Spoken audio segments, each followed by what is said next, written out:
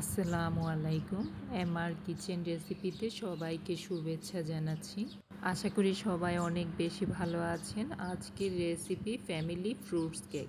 এই কেকটি অল্প কিছু উপকরণে একদম সহজভাবে গ্যাসের চুলায় তৈরি করা যাবে। আমার চ্যানেলে বেশ কিছু সহজ রেসিপির মধ্যে এটি আরেকটি সহজ ফ্রুটস কেক রেসিপি। ফ্রিজ ছাড়াই কেকটা 2 থেকে 3 দিন ভালো থাকবে। একটু বড় করে বানিয়ে নিলে ফ্রিজে রেখে পরিবারের সবাই মিলে 4 থেকে 5 দিন খেতে পারবেন। আশা করছি রেসিপি ভালো লাগবে। কেক তৈরির জন্য একটি বাটিতে 3টি ডিম ভেঙে নিয়েছি আর নিয়েছি টেস্টের ব্যালেন্সের জন্য সামান্য একটু লবণ। একটি কাপের মধ্যে 3 টেবিল চামচ গুঁড়ো দুধ নিয়েছি।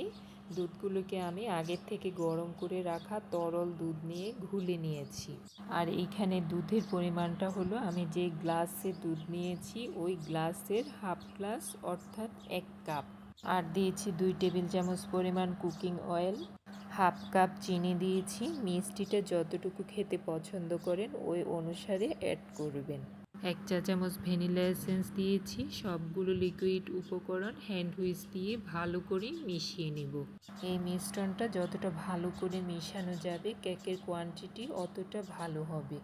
আচ্ছা, এবার আমি স্ট্রেনারের মধ্যে শুকনো উপকরণ নিয়েছি। 1 কাপ ময়দা, 3 টেবিল চামচ কোকো পাউডার, 1 টেবিল চামচ দিয়ে আরও 1 টেবিল চামচের হাফ কেক পাউডার দিয়েছি। এই কেকটার মধ্যে আমি কোনো বেকিং সোডা ব্যবহার করব না, তাই কেক পাউডারটা একটু বাড়িয়ে নিয়েছি। আর নিয়েছি এখানে 1.5 টেবিল চামচ কফি পাউডার। আজকে ফ্রুটস কেকটা আমি কফি ফ্লেভারেই বানাবো। সবগুলো শুকনো উপকরণ স্ট্রেনারে ভালো করে চেলে নিয়েছি। কফি পাউডারটা একটু দানা জাতীয়, তাই একটু চামচ দিয়ে ভালো করে চেপে চেপে ভেঙে গুঁড়ো করে চেলে নিয়েছি। এবার আমি সবগুলো উপকরণ হ্যান্ড উইস্ক দিয়ে ভালো করে মিশিয়ে নেব একদম মসৃণ স্মুথ একটা ব্যাটার তৈরি হওয়া পর্যন্ত। এই ব্যাটারটা যত বেশি স্মুথ ইভেন মসৃণ হবে কেকটা অত বেশি ভালো হবে। কেকের মিশ্রণটা কেকের জন্য পারফেক্টভাবে তৈরি করে নিয়েছি। দেখুন মিশ্রণের কনসিস্টেন্সি এর থেকে ঘন হলে কেকটা ড্রাই হয়ে যাবে। এখন আমি কেকের জন্য একটা মোল্ড নিয়েছি। আজকে কেকটা আমি একটু বড় করেই বানাবো। মোল্ডের নিয়েছি একটি বেকিং পেপার দিয়েছি। মোল্ডের চারপাশে কাগজ কিংবা বাটার পেপার দেওয়ার কোনো দরকার নেই। এবার মোল্ডের ভিতরে কেকের ব্যাটারগুলো ঢেলে নিয়ে নিলাম। শুরুতেই বলেছিলাম আজকের কেকটা ফ্রুটস কেক, তো আমি এখানে কিছু কাঠবাদাম চপ করে নিয়েছি, কিশমিশ নিয়েছি, পেস্তা বাদাম নিয়েছি আর নিয়েছি কিছু আঙ্গুর। আঙ্গুরগুলো একটু বড় সাইজ, এত বড় আঙ্গুর তো আর আস্ত দেওয়া যাবে না, তাই আঙ্গুরগুলোকে একটু পিচ করে নিয়েছি এরকম স্লাইস করে। আঙ্গুরের স্লাইসগুলো উপর দিয়ে এভাবে সাজিয়ে দিলাম। সবগুলো ফ্রুটস দেওয়ার পর একবার ট্যাপ করে নিয়েছি, ভিতরে যদি কোনো বাবল থাকে বেরিয়ে আসবে। সব শেষে সৌন্দর্যের জন্য উপর থেকে একটু সাদা তিল ছিটিয়ে দিলাম, আবারও একটু ট্যাপ করে নিয়েছি।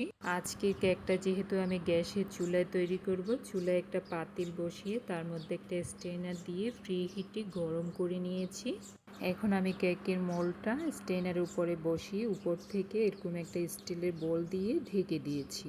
কেকটা দেওয়ার পর চুলার ফ্লেম মিডিয়াম টু লোতে নিয়ে রাখবেন, তা না হলে কেকের নিচের অংশটা পুড়ে যাওয়ার সম্ভাবনা আছে। এইভাবে 30 মিনিট কেকটা আমি বেক করে নিয়েছি। 30 মিনিট পর দেখুন আমার কেকের অবস্থা একদম পারফেক্টভাবে রেডি হয়ে গেছে। কোনো ধরনের শ্বাসলিক কিংবা টুথপিকের দরকার নেই, হাত দিয়েই বোঝা যাচ্ছে পারফেক্টভাবে রেডি হয়ে গেছে। এখন আমি কেকটাকে চুলা থেকে নামিয়ে গরম অবস্থায় উপর থেকে একটু মধু ব্রাশ করে দিব, যাতে দীর্ঘ সময় কেকটা সফট থাকে। আপনারা চাইলে এখানে মধুর পরিবর্তে সুগার সিরাপ ব্যবহার করতে পারেন।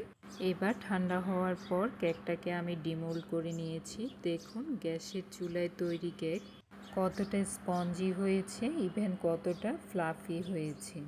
আমার মনে হয় কোনো অংশে ওভেনের থেকে কম হয়নি। আমি কেকটা কেটে ভিতরের অংশটা আপনাদের সাথে শেয়ার করছি, দেখেই বুঝতে পারবেন কতটা স্পঞ্জি হয়েছে, ইভেন পারফেক্ট হয়েছে।